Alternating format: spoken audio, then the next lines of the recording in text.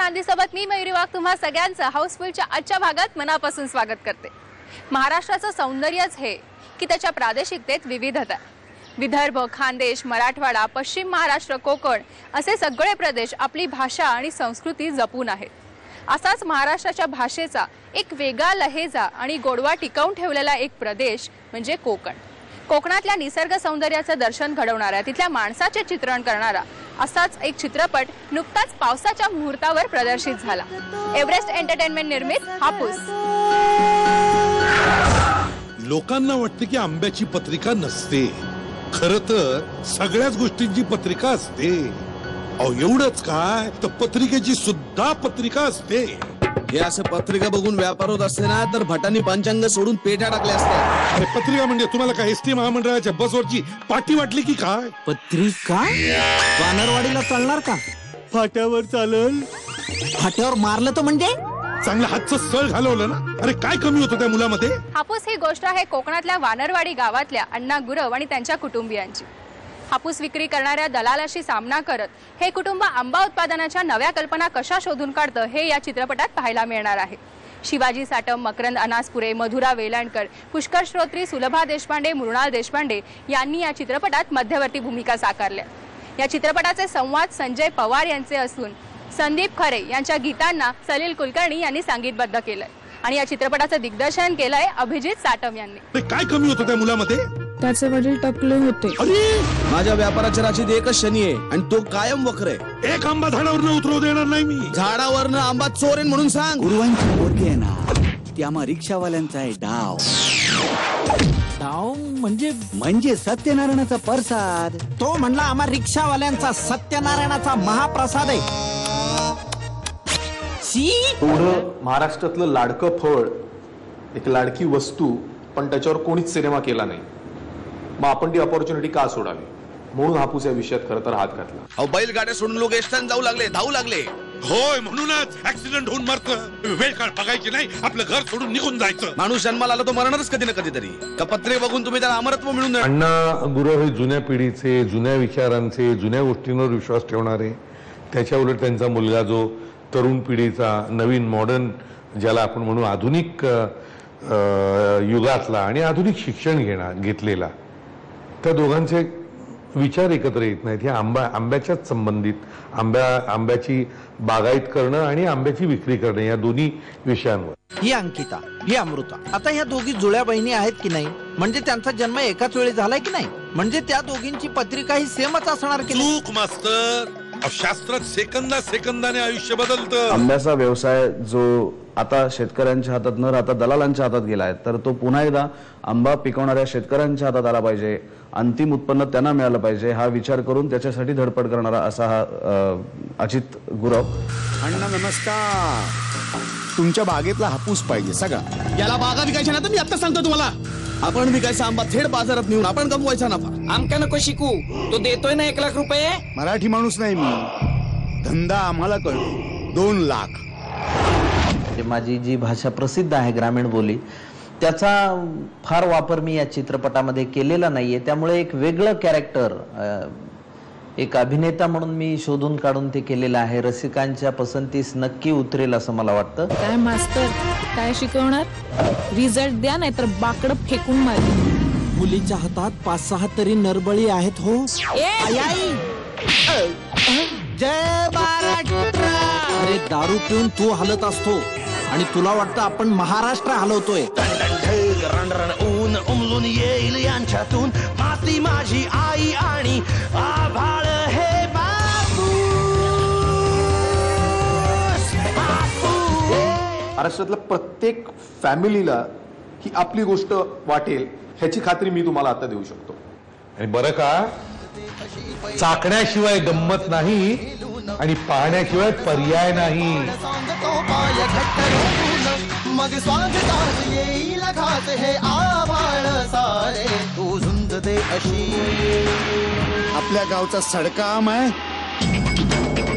हा, आपण विकायचा आंबाची। अरे अख्खा गाव जरी आडवा आला ना तरी चालेल, तुझा बाप तुझ्या पाठीची उभा। तर कुटुंबात सहित चाखायला या हापूस।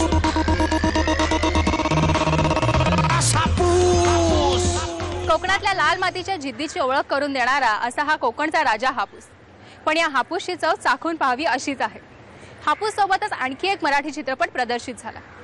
मूल दत्तक घेणं हा खरं तर अतिशय संवेदनशील आणि नाजूक विषय, पण गेल्या काही वर्षांपासून समाजाचा या विषयाकडे पाहण्याचा दृष्टिकोन सकारात्मक झालाय. अशाच हळूवार नात्यावर आधारित एक कौटुंबिक चित्रपट म्हणजे CS फिल्म्स निर्मित झाले मोकळे आकाश.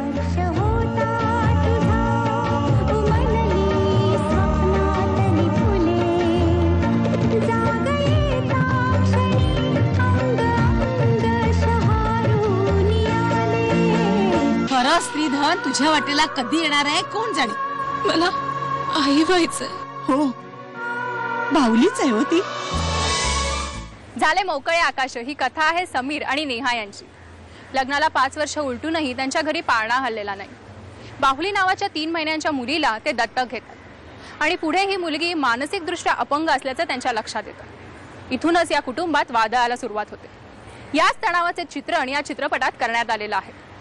सुबोध भावे, पल्लवी वैद्य, दक्षा महेंदू, स्वप्ना साने, रमेश भाटकर, शरद पोंक्षे, लीना भागवत यांच्या या चित्रपटात मध्यवर्ती भूमिका आहेत.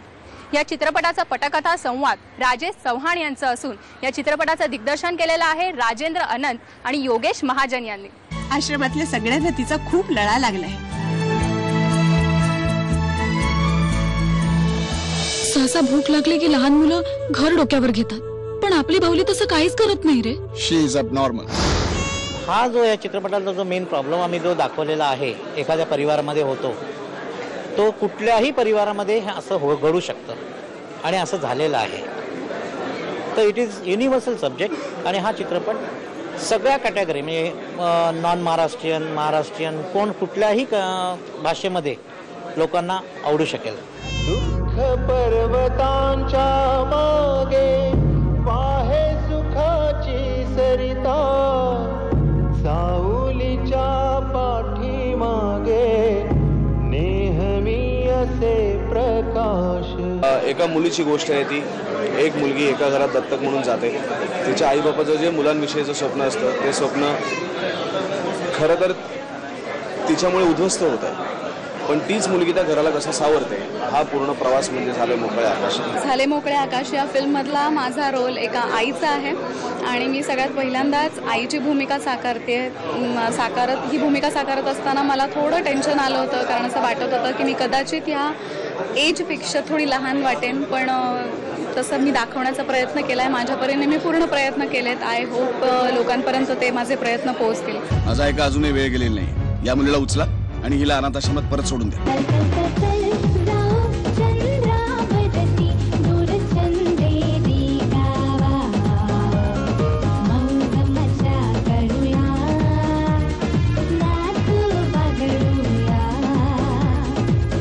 तिच्यात कधीही सुधारणा घडू शकत नाही. She is not only abnormal, but she is mad.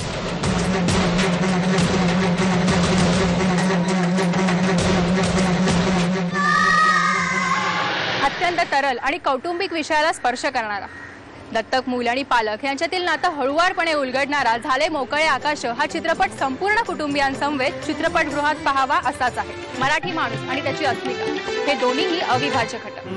या 2 घटकांमुळे कधी संपूर्ण महाराष्ट्र सुखाने नांदतो, तर कधी याच 2 घटकांमुळे संपूर्ण महाराष्ट्रभर तणाव निर्माण होतो. महाराष्ट्राचं राजकारण आणि मराठी तरुण पिढी हे दोन्हीही घटक याच मराठीपणाच्या अस्मितेभोवती वाढले. मराठी तरुणांनी त्याच्या अस्मितेची कहाणी घेऊन सध्या एक नाटक रंगमंचावर लक्ष वेधून घेत आहे. संजीवनी थिएटर्स निर्मित हे थांबलंच पाहिजे. अरे असं काय करतोस? इंटरव्ह्यूचा राग आणि नोकरी नाही मिळायचा राग जेवणावर काढू नये बाळा. चल चल खाऊन घे. बाई अगं मला खरंच भूक नाहीये. अरे पण ठीक आहे, लाईट खाईन. लाईट म्हणजे आता तू ट्यूब बल्ब खाणार की काय सगळ्या? हे माई फालतू जोक करून मला हसवायचा प्रयत्न करू नकोस.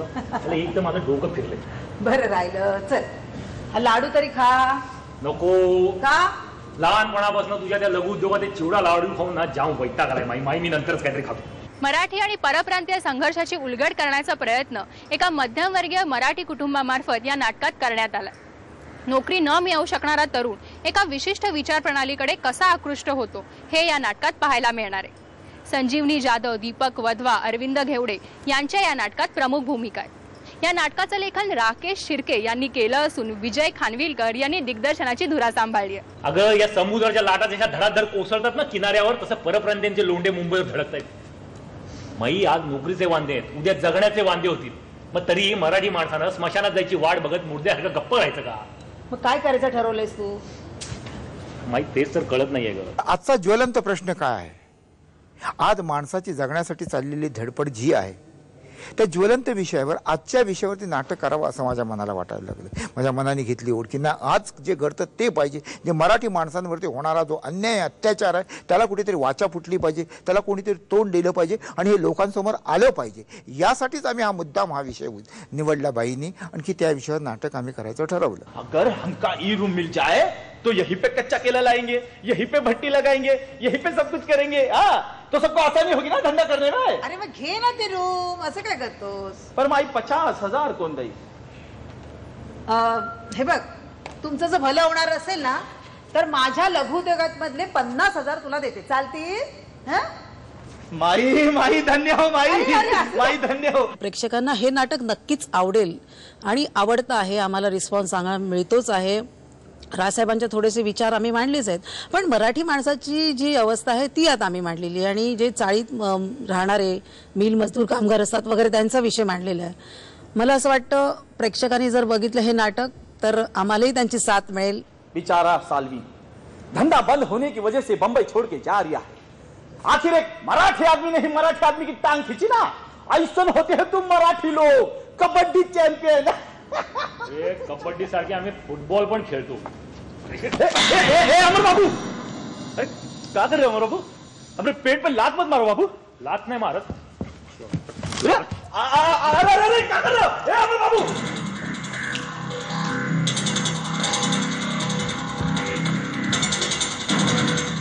मुळातच मी स्वतः एक सुशिक्षित बेकार दाखवलो आहे. नोकरी नसल्यामुळे खूप हताश झालेलो असतो आणि अशाच वेळी मराठी सेना म्हणजे राजाराम ठोकरे जे आमचे कॅरेक्टर आहेत ती मराठी सेना उदयास येते आणि त्यांना मी पुढाकार देतो आणि त्यांच्यात जे आंदोलनं असतात वगैरे वगैरे त्यांना आम्ही सपोर्ट करतो. माझा जो मेन कॅरेक्टर आहे आपला अमर, त्याचा मी खास मित्र दाखवलेलो आहे आणि आम्ही दोघं मिळून ही मराठीवर होणारा अन्याय, बेकारीचा प्रश्न याच्यासाठी आंदोलनं वगैरे करतो आणि मग पुढे काय होतं वगैरे या नाटकात बघण्यासारखं खूप आहे. अमर, अरे राजाराम साहेब आले. कोण राजाराम? मराठी सेनेचे अध्यक्ष राजाराम ठोकरे. कोण? आत बोलू ना. हो. कोण रे राजाराम साहेब? कोण रे?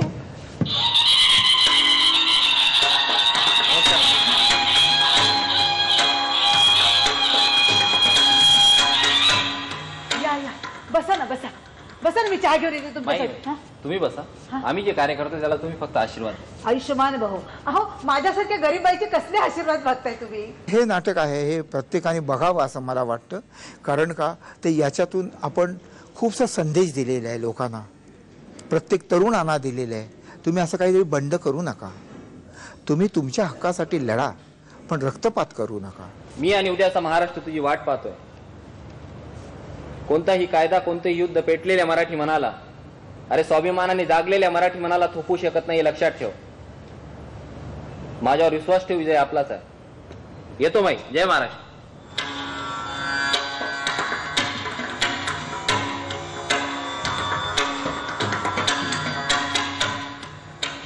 गेले मराठीचे थोरवे गाणारे गेले बाबा एकदाच.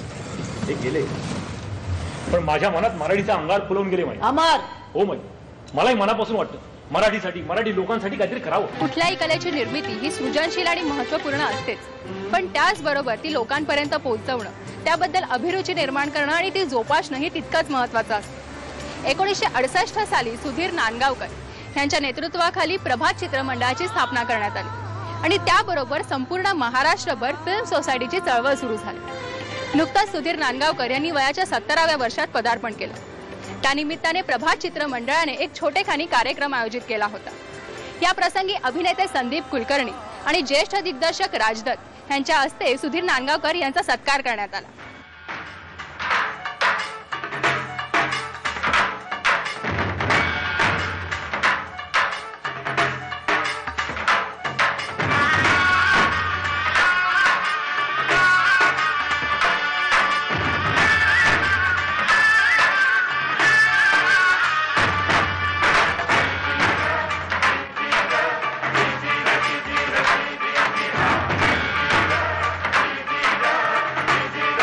नांदगावकरांनी 1968 साली प्रभात चित्रमंडळाची स्थापना केली आणि त्याचप्रमाणे त्यांनी मुंबईमध्ये जागतिक सिनेमा प्रेक्षकांपर्यंत पोहोचवावा म्हणून मामी फेस्टिवल, एशियन फेस्टिवल हे सुद्धा सुरू केले. नांदगावकरांच्या या त्यांच्या कार्यकर्तृत्वाला सलाम करण्यासाठी आम्ही हा आजचा कार्यक्रम आयोजित केला होता. आज नांदगावकरांचा 70वा वाढदिवस आणि त्यानिमित्ताने आम्ही त्यांच्यासाठी एक विशेष रूपवाणीचा अंकही प्रसिद्ध केला. इतकी वर्ष फिल्म सोसायटी चालवणं आणि इतकी वर्ष हे कार्य करणं, वेगवेगळे सिनेमे दाखवणं आणि परत नवी फळी तयार करणं, एक तरुण पिढी तयार करणं आणि अजूनही ते तितकेच तरुण वाटत आहेत, म्हणजे 70चे तर वाटतच नाही ते. आज मात्र मी पाहतो आहे की त्यांनी एक नवीन फळीच्या फळी अशी निर्माण केलेली आहे की जे प्रभातचं आणि त्यांच्या बाकी मामी वगैरे या सगळ्याचं कार्य तितक्या जोमानं चालू राहील पुढे, यासाठी मला त्यांचं कर्तृत्व खूप मोठं आहे. त्या कर्तृत्वाला माझा प्रणाम. सिनेमातला खरेपणा आणि खोटेपणा हा जाणण्याची नजर प्रेक्षकांची तयार झाली पाहिजे आणि ती नजर फिल्म सोसायटी तयार करते. त्याच्यासाठी ही चळवळ आहे. त्यासाठी मी हे केलं, म्हणून माझ्या सोसायटीने माझा वाढदिवस साजरा केला. आज संपूर्ण महाराष्ट्रभर एकूण 30 फिल्म सोसायटी आहे. फिल्म सोसायटी चळवळीला यशस्वीतेचं परिमाण नांदगावकरांसारख्या निष्ठावंत व्यक्तिमत्वामुळेच लाभलंय. चित्रपट आणि रसिका प्रेक्षकांसाठी सतत झटणारा या व्यक्तिमत्वाला आमचा सलाम. नांदगावकरांप्रमाणेच आपल्या समीक्षा लेखातून रसिकांची जडणघडण करणारे आणखी एक व्यक्तिमत्व म्हणजे कमलाकर नाडकर्णी. नाट्य वर्तुळात मामा म्हणून ओळखले जाणारे ज्येष्ठ नाट्य समीक्षक कमलाकर नाडकर्णी यांनी नुकतीच वयाची 75 गाठली. या निमित्ताने आयोजक अशोक मुळे यांच्या यशवंत या संस्थेद्वारे आयोजित करण्यात आलेल्या या कार्यक्रमात ज्येष्ठ पत्रकार डॉक्टर अरुण टिकेकर यांच्या हस्ते त्यांचा सत्कार करण्यात आला.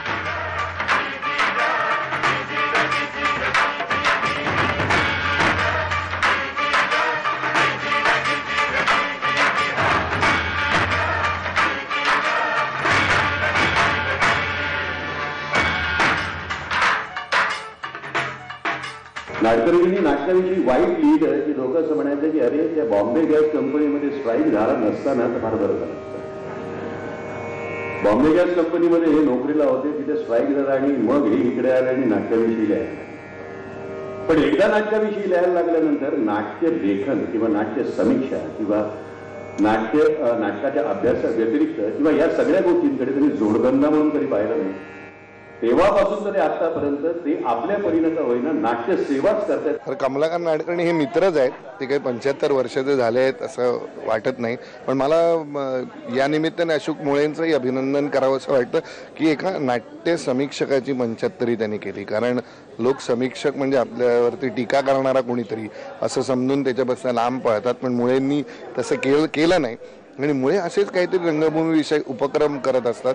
त्यामुळे मुळेंचंही मला मनापासून कौतुक करावं असं वाटतं. सगळ्या समीक्षकामधला अत्यंत महत्वाचा समीक्षक मला नाडकर्णी वाटतात. कारण त्यांनी नाटकाच्या प्रयोगाची समीक्षेची अगर मुहूर्त मेढ देशामध्ये कोणी रेवली असेल तर ती कमलाकर नाडकर्णींनी रोवलेली. एकतर त्यांना 75 वर्ष झाली ही अफवा वाटावी अशी गोष्ट आहे. पण आता सगळे म्हणतायत की त्यांना 75 वर्ष झाली आणि ते स्वतःही 75 वर्ष झाली म्हणून सत्कार करून घेत आहेत. तर ते 75 वर्षाचे झाले असतील असं आपण समजू. नेहमी समाजामध्ये अनेक थोडा मोठ्यांचे 75 साजरे होते, षष्ठब्दीपूर्ती होते, नटाचे होते, कलावंताचे होते, परंतु समीक्षकाची सहसा होत नाही, क्वचितच होते. तेव्हा समीक्षकाची एक 75 साजरी होते आणि ही लोक साजरी करतायत. ही एक फार मोठी आनंदाची गोष्ट आहे. मला आनंद ह्याचा आहे की त्या निमित्ताने मी ज्यांच्याबद्दल अनुकूल लिहिलं ते, ज्यांच्याबद्दल प्रतिकूल लिहिलं ते, ज्यांना दुर्लक्षित मी केलं ते सगळे लोक मला एकत्र भेटत आहेत. आणि शत्रू निर्माण करणारा तो टीकाकार ही जी व्याख्या पूर्वी पडली होती ती आजच्या या प्रसंगाने नाहीशी झाली असं मला वाटतं. या कार्यक्रमाला नाट्य क्षेत्रातील मान्यवरांसोबतच रसिक प्रेक्षकांची सुद्धा उपस्थिती होती. हाऊसफुलच्या संपूर्ण टीमतर्फे कमलाकर नाडकर्णी यांना 75च्या हार्दिक शुभेच्छा. त्यांच्या लिखाणातून पुढची पिढी अशीच अभिरुची संपन्न हो हीच सदिच्छा. चला तर आता वेळ झाली आहे तुम्हा सगळ्यांचा निरोप घ्यायची. पुन्हा भेटणार आहोत हाऊसफुलच्या पुढच्या भागात. तोपर्यंत बाय.